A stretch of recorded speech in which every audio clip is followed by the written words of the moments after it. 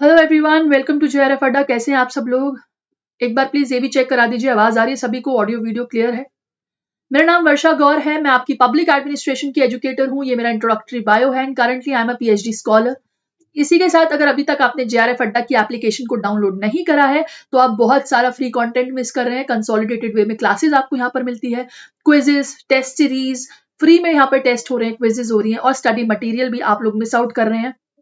तो जेआरएफ अड्डा की एप्लीकेशन को डाउनलोड कीजिए और स्टडी मटेरियल फ्री में एक्सेस कर सकते हैं, जो भी हमारे फ्री क्लासेस होती हैं उनका। एंड इसी के साथ एटम 2.0 बैच जो है हमारा बिल्कुल चालू है। Paper 1 plus paper 2 public administration की क्लासेस आपके लिए रेडी है। इस वक्त हमारी यूनिट 3 जो है शुरू हुई है पेपर 2 में पब्लिक एडमिनिस्ट्रेशन में। तो जिन बच्चों ने अभी तक एनरोल नहीं करा है, अगर आप चाहते हैं बेस्ट और basic preparation public administration as well as paper 1 की, तो आप एनरोल कर सकते हैं अभी भी जेआरएफ अड्डा प्लेटफॉर्म पर। पेड कोर्स में आपको 13,999 में पूरा कोर्स मिल रहा है, टेस्ट सीरीज, हैंडबुक और क्रैश कोर्स के साथ आपको ये कोर्स मिलेगा। तो आपका सारा फुल फ्लेश्ड आपकी प्रिपरेशन का दारोमदार इस बार जेआरएफ अड्डा के कंधों पर है। तो आप बिल्कुल अपना ये कोर्स एक्सेस कर सकते हैं जल्द से जल्द। साथ ही बेसिक से बेस्ट प्रिपरेशन की अगर बात करें तो फ्री प्लेटफॉर्म पर पब्लिक एडमिनिस्ट्रेशन की क्लासेस आपके लिए 2 बजे आती हैं। आप बिल्कुल पब्लिक एडमिनिस्ट्रेशन की क्लासेस ले सकते हैं। 2 बजे हम लोग पब्लिक एडमिनिस्ट्रेशन की क्लासेस लेकर आते हैं एंड जेआरएफ मतलब जेआरएफ अड्डा। इसी के साथ पेपर 1 की तैयारी करने के लिए आदित्य मैम सुबह 8 बजे आपके सेशन लेती है। आयुषी मैम 9:15 बजे आपके लिए मैथ्स और डाटा इंटरप्रिटेशन का भंडार लेकर आती हैं। प्रशांत सर आपके लिए हायर एजुकेशन की क्लासेस कंडक्ट कर रहे हैं। रचना मैम आपके लिए 11 बजे सभी क्लासेस लेकर आती हैं। जेआरएफ मतलब जेआरएफ अड्डा इस बार जो है जेआरएफ अड्डा ने काफी सारे रिजल्ट दिए हैं। मतलब अगर मैं बात करूं 500 प्लस रिजल्ट्स आपको दिए हैं, तो प्रत्यक्ष को प्रमाण की जरूरत नहीं है। ऑल्सो आज जो है बहुत ही स्पेशल सेशन होने वाला है सभी बच्चों के लिए। रियल एक्सपीरियंस में आपके लिए लेकर आने वाली हूँ। पीएचडी इंटरव्यू दिल्ली यूनिवर्सिटी में किस तरीके से हुआ था। तो आज जो मेरे साथ जो इस वक्त हैं, बहुत ही डियरेस्ट फ्रेंड है। पॉलिटिकल साइंस पब्लिक एडमिनिस्ट्रेशन में कंबाइंड इंटरव्यू होते हैं department of political science Delhi university के अंदर। तो एक ये एक्सपीरियंस आपके साथ मैं शेयर कर रही हूँ। ये ऑडियो और मेरा वीडियो तरीके से एक सेशन होने वाला है, यानी कि जो मैं सवाल पूछूंगी उसका ऑडियो में उसके जो जवाब होंगे, मेरी फ्रेंड है बिल्कुल थोड़ा सा कैमरा शाय है वो, बट कोई नहीं, ऑडियो में फिलहाल वो जवाब देंगी। जो भी क्वेश्चंस एक स्टूडेंट के मन में होते हैं, मैंने वो सभी क्वेश्चन लिस्ट डाउन कर लिए हैं। जो मुझे लगता है कि जो मेरे प्रिपरेशन के दिनों में प्रॉब्लमैटिक क्वेश्चन थे, तो वो सारे मैंने लिस्ट डाउन कर लिए हैं public administration as well as political science के लिए। और ये one of the finest session होने वाला है, क्योंकि ऐसा सेशन मुझे लगता नहीं है कि कोई लेता है, लेकिन मैंने कोशिश जरूर करी है कि पीएचडी का जो रियल लाइफ एक एक्सपीरियंस है इंटरव्यू का, वो आपके सामने लेके आऊं, वो भी one of the best central university Delhi university का। बिल्कुल कोशिश रही है। आई होप आपको पसंद है। एंड अगर आपको कहीं ना कहीं लगता है कि आपको नॉलेज मिली है इस सेशन से, आपके अंदर जो है इस सेशन से और कहीं ना कहीं आपको डिटेल एक नॉलेज के एक तरीके से एक नया कुछ मिला है इस सेशन के अंदर, तो प्लीज लाइक जरूर करिएगा, कमेंट जरूर करिएगा, क्योंकि कोशिश है। पता चलेगा आपके फीडबैक के थ्रू कि वो कोशिश जो है क्या सही हुई है, क्या वो साकार हो पाई है। तो बस वो कोशिश का एक सक्सेस जो है वो आप मुझे अपने फीडबैक के तरीके से बताएंगे। फिलहाल जो है मेरी बहुत ही डियरेस्ट फ्रेंड सामने है और जो भी क्वेश्चंस पूछूंगी वो मैं पूछूंगी, आवाज उसकी होगी। तो इसी के साथ शुरू करते हैं आज के सेशन को। अ वार्म वेलकम सभी को and also to my dear friend. Obviously नाम नहीं रिवील कर सकती मैं, बिकॉज थोड़ा सा प्रिवेसी का मैटर है। एंड बट ये है कि आपके सवालों के जो भी जवाब होंगे वो बिल्कुल बखूबी यहाँ पर बैठी मेरी फ्रेंड देंगी। अगर ऐसा और भी अगर आपके मन में सवाल है तो ऐसे सेशन हम लोग कंडक्ट कर सकते हैं आगे भी, लेकिन उसके लिए बिल्कुल इस सेशन के फीडबैक कमेंट में जो है आपके कमेंट्स होने चाहिए कि आपको और क्या जानकारी चाहिए, स्पेशली पॉलिटिकल साइंस और पब्लिक एडमिनिस्ट्रेशन ओरिएंटेड अगर मैं बात करूं तो आप बता सकते हैं।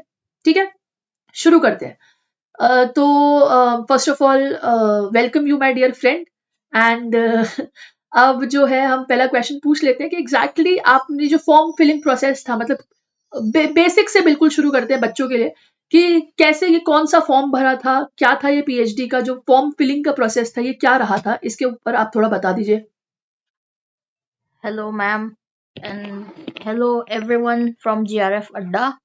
फॉर्म फिलिंग का प्रोसीजर ये हुआ था कि जैसे अभी एनटीए ने नया वो शुरू किया है 4 यूनिवर्सिटी के जो पीएचडी एंट्रेंस पेपर है, तो वो वाला फॉर्म मैंने भरा था इस बार। और वो फर्स्ट टाइम ही हुआ था कि ये चारों यूनिवर्सिटी मिलके एग्जाम कंडक्ट कर रहे थे।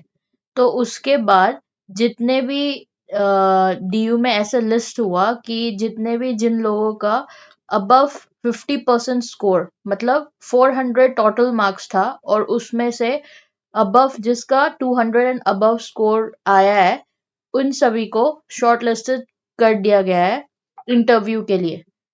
तो उसके बाद हमें एक गूगल लिंक दिया गया था कि हमें दोबारा अपना जित वो मार्क्स स्कोर हो गया, फिर जो उसके स्कोर का जो स्कोर कार्ड होता है वो अपलोड करना था।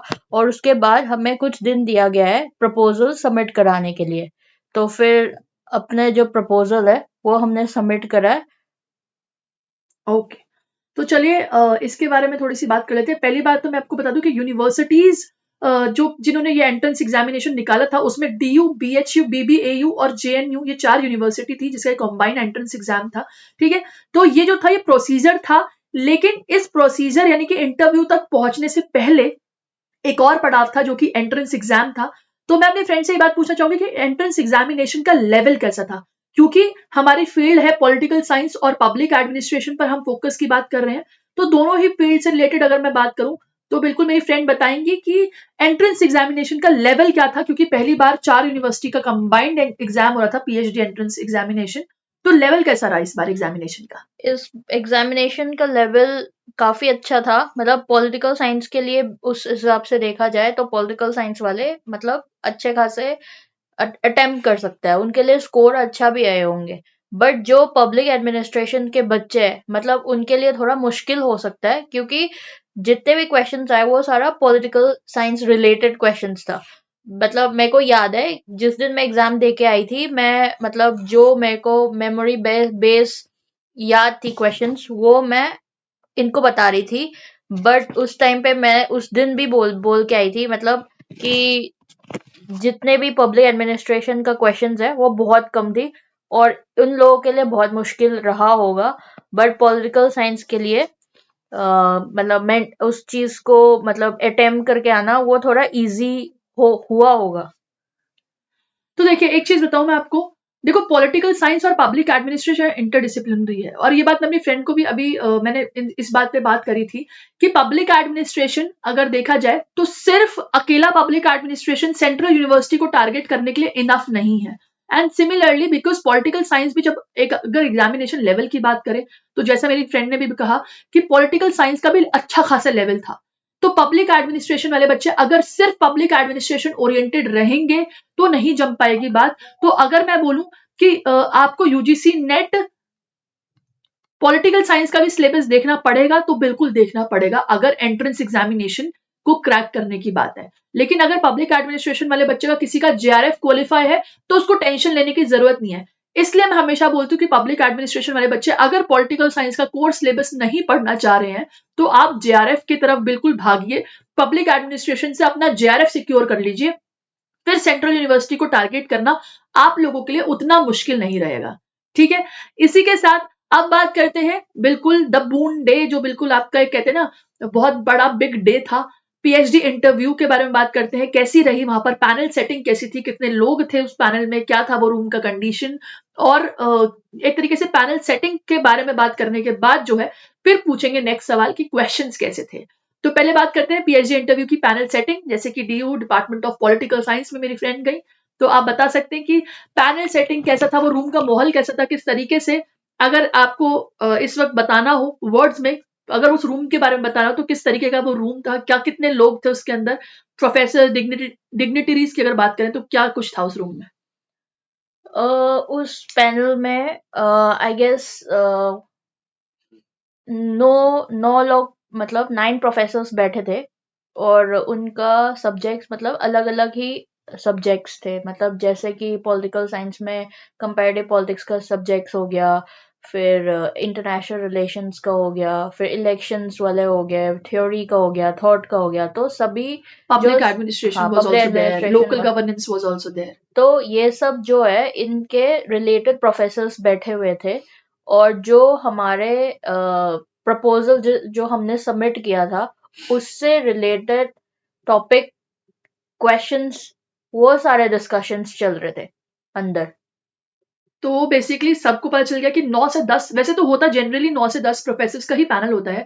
अगर मैं जामिया के इंटरव्यू की बात करूं तो जामिया मिलिया इस्लामिया भी ऐसा ही था कि काफी सारे आपके प्रोफेसर्स बैठे होते हैं, अलग अलग स्ट्रीम्स, मतलब बेसिकली पॉलिटिकल साइंस के सब जो सब्जेक्ट्स रहते हैं, जैसे पब्लिक एडमिनिस्ट्रेशन भी ब्रांच है पॉलिटिकल साइंस का, पॉलिटिकल साइंस मदर है पब्लिक एडमिनिस्ट्रेशन की, तो ऑब्वियसली उनसे भी प्रोफेसर्स जुड़े होते हैं। सारी की सारी सब फील्ड्स जितनी भी पॉलिटिकल साइंस आती है, सभी के प्रोफेसर्स जो हैं उस पैनल में रहते हैं और वो सब आपका इंटरव्यू लेते हैं।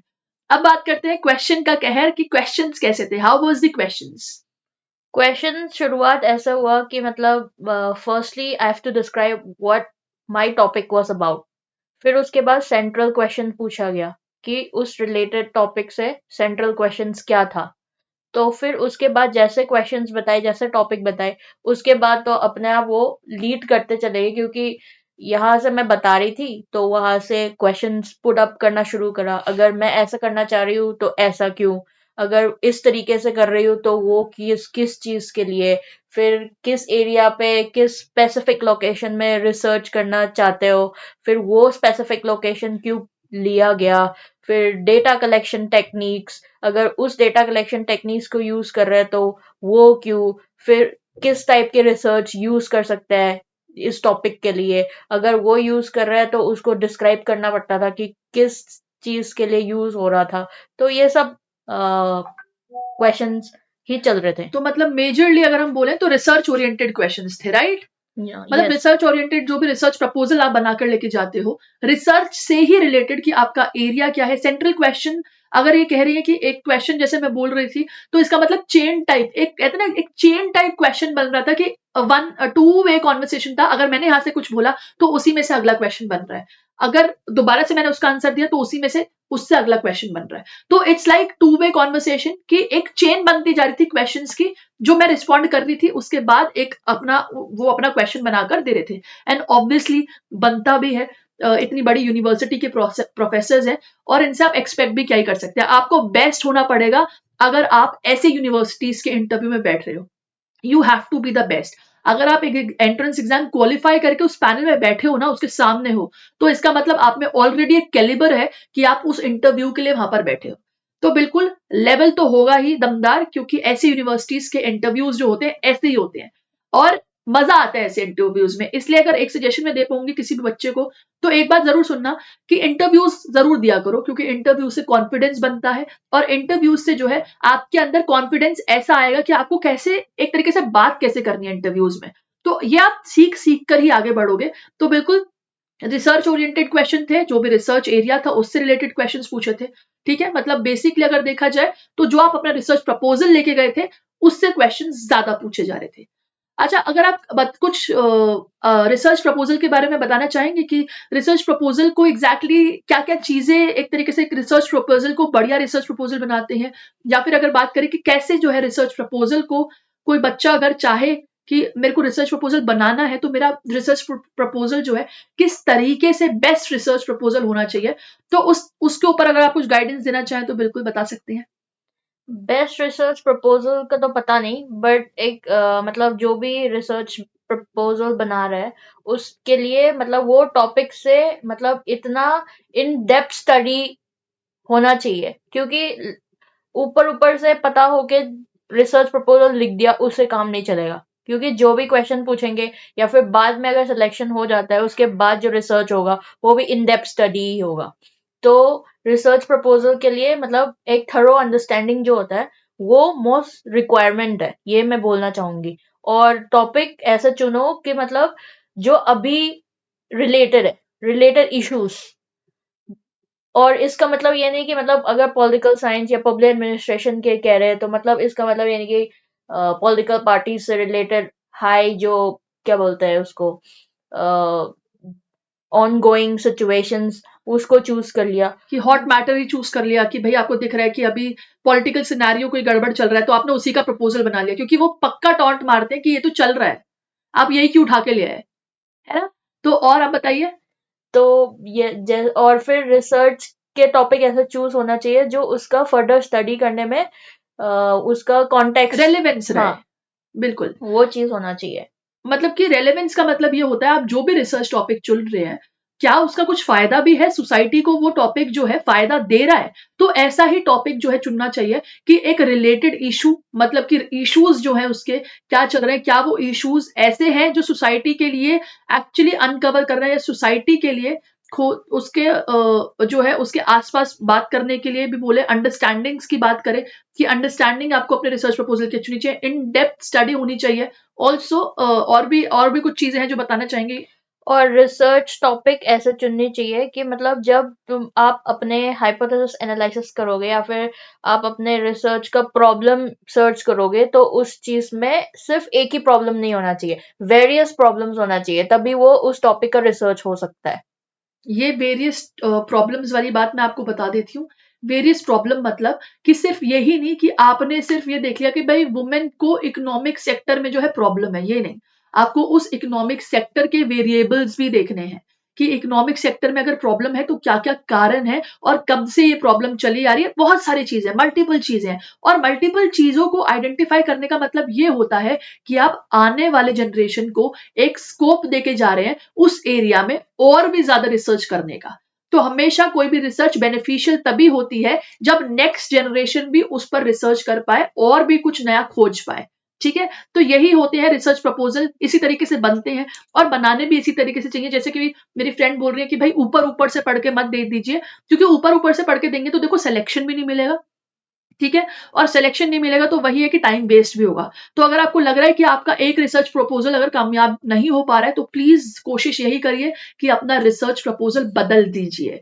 ठीक है, आपका टॉपिक जो है शायद सुटेबल नहीं है, तो बिल्कुल आप ये चीजें भी कर सकते हैं। इसी के साथ टिप्स अगर आप कुछ देना चाहे स्पेशली पब्लिक एडमिनिस्ट्रेशन के स्टूडेंट्स को कि वो इस एग्जाम को कैसे ऑप्ट करें या कैसे इस पीएचडी इंटरव्यू को क्रैक करने की कोशिश करें, तो आप बता सकती हैं।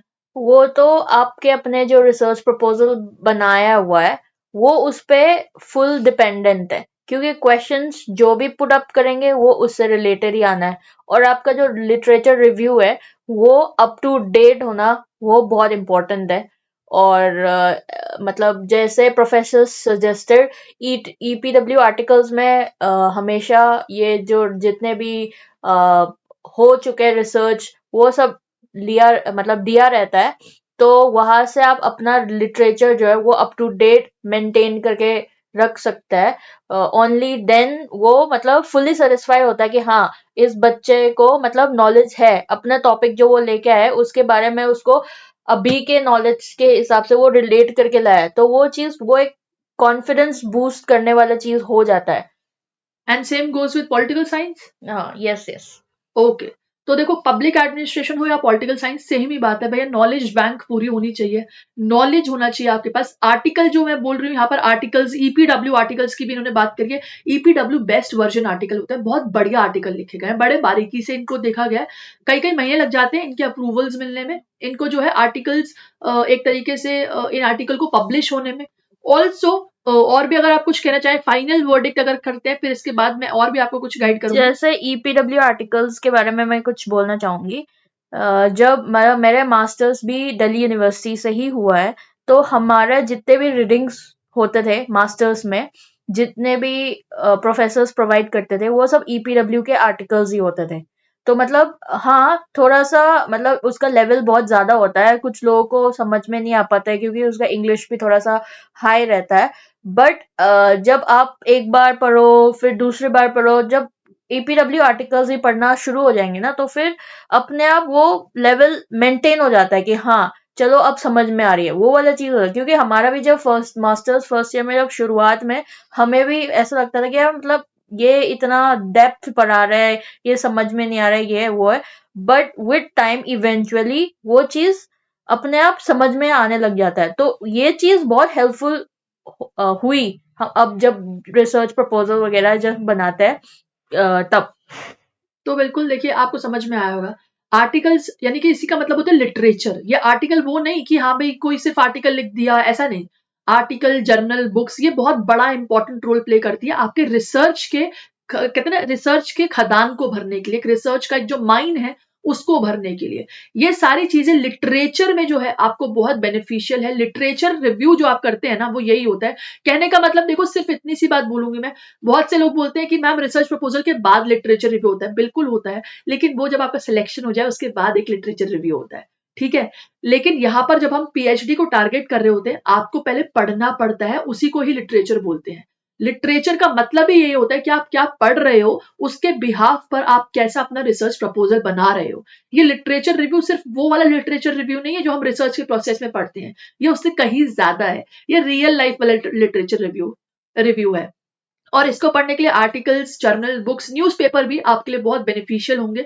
कोई भी रिसर्च है, आप उसके लिए जब प्रपोजल बनाते हो, प्रपोजल एक तरीके से आपका, एक अगर मैं बोलूँ तो आपका प्रोडक्ट होता है जिसको आप अलग अलग यूनिवर्सिटी जाकर बेचते हो। जिस यूनिवर्सिटी को वो प्रपोजल पसंद आ गया वो आपका सिलेक्शन ले लेते हैं। कुल मिलाकर रिसर्च प्रपोजल की कहानी इतनी सी है। और दिल्ली यूनिवर्सिटी का एक पॉइंट मैं आपको जरूर बताना चाहूंगी कि दिल्ली यूनिवर्सिटी में ऐसा होता है कि जब आप एक टॉपिक जो चूज कर लेते हो ना, बाद में जाकर वो मेजर टॉपिक जो है चेंज नहीं होता। मतलब मेजर टॉपिक जो आपका वही रहेगा, उसके अंदर आप कुछ चीजें चेंज कर सकते हो, लेकिन मेजर टॉपिक वही रहेगा। तो स्पेशली अगर दिल्ली यूनिवर्सिटी की बात करूं, तो रिसर्च प्रपोजल के अंदर टॉपिक्स जो है, टॉपिक जो आपने चूज करा है, एक बार जो कर लिया वही टॉपिक रहेगा आपका मेन टॉपिक, ठीक है। Thank you so much for joining. Also एक लास्ट वर्डिक सुन लेते हैं मेरी फ्रेंड से, क्योंकि बिल्कुल एक कहते हैं ना कि नॉलेज शेयरिंग इंपॉर्टेंट होती है। मैं भी यही चाहूंगी कि बच्चों को ज्यादा से ज्यादा नॉलेज जो है वो मिल जाए। तो बिल्कुल आप बताइए अगर आप कुछ और सजेस्ट कर सकती हैं। और पब्लिक एडमिनिस्ट्रेशन के बच्चे जितने भी होंगे उन लोगों को डिमोटिवेट होने की जरूरत नहीं है, क्योंकि जो दिल्ली यूनिवर्सिटी का जो एचओडी है, अभी अभी जो हेड ऑफ डिपार्टमेंट है, वो खुद पब्लिक एडमिनिस्ट्रेशन का ही प्रोफेसर है।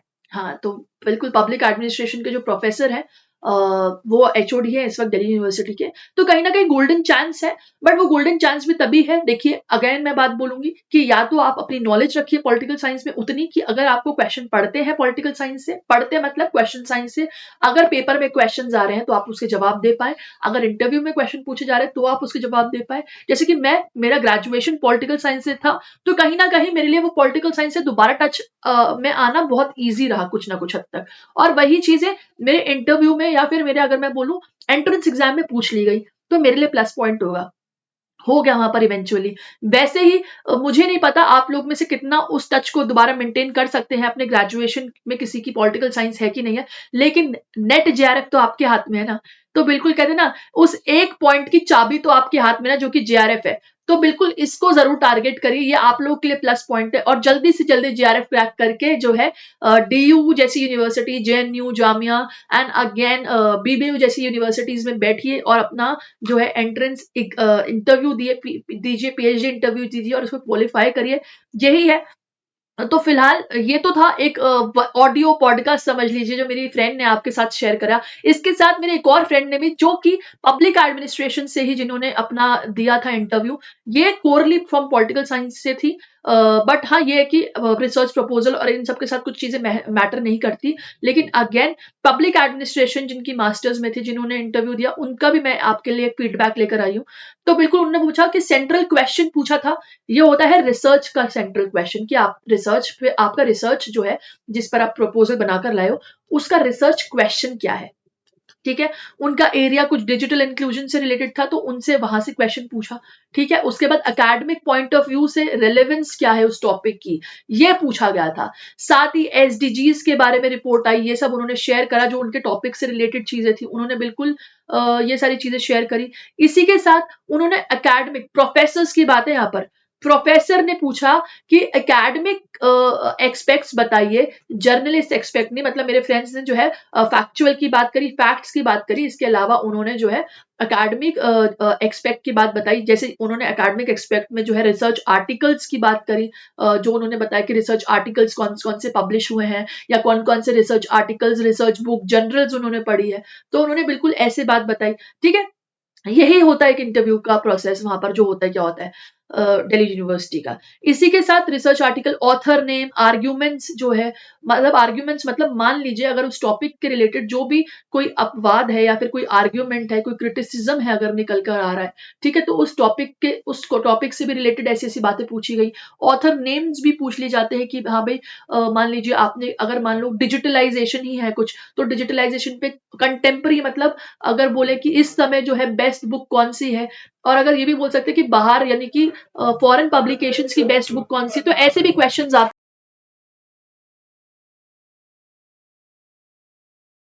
ऐसे क्वेश्चन पूछे जाते हैं। तो ये जरूरी है आप सभी के लिए, ठीक है। एंड अगेन अगर आपको लगा कि ये सेशन कहीं ना कहीं बेनिफिशियल है, अगर आपको लगा कि ये सेशन हेल्पफुल आपके लिए, तो बिल्कुल आप कमेंट जरूर करिएगा, लाइक जरूर करिएगा। इंपॉर्टेंट है मेरे लिए क्योंकि एक इस तरीके का सेशन लाना की मेरी एक महत्वपूर्ण कोशिश रही आप सभी के लिए, खासकर पॉलिटिकल साइंस और पब्लिक एडमिनिस्ट्रेशन के बच्चों के लिए। एंड ऑल्सो अगर आप चाहते हैं कि रिसर्च प्रपोजल में क्या चीजें मेंशन करना इंपॉर्टेंट है, इसके लिए मैं आपके लिए सेशन लेकर आऊंगी। अगर आप चाहते हैं कि मैं ऐसा सेशन लेके आऊं तो कमेंट सेक्शन में जरूर बताना, तो मैं आपके लिए इस तरीके का सेशन ले आऊंगी कि क्या जरूरी है, क्या कौन कौन सी जरूरी हो जाती है चीजें रिसर्च प्रपोजल के अंदर मेंशन करना। ऑल्सो सेशन पसंद आया हो तो लाइक करना, कमेंट जरूर करना। एक कोशिश थी आपके लिए, अपने स्टूडेंट्स के लिए, जेआरएफ अड्डा के स्टूडेंट्स के लिए। Again thank you so much मेरी फ्रेंड को बहुत ज्यादा कि जिन्होंने अपना टाइम निकाला और मेरे सेशन को सक्सेसफुल बनाने के लिए। एंड इसी तरीके के सेशन आपके लिए लाते रहेंगे। ये हमारा टेलीग्राम ग्रुप है पब्लिक एडमिनिस्ट्रेशन का, स्पेशली अगर आप जुड़ना चाहते हैं पब्लिक एडमिनिस्ट्रेशन यूजीसी नेट की प्रिपरेशन से, तो आप इस टेलीग्राम ग्रुप को ज्वाइन कर सकते हैं। All the best, bye bye, take care, thank you so much once again.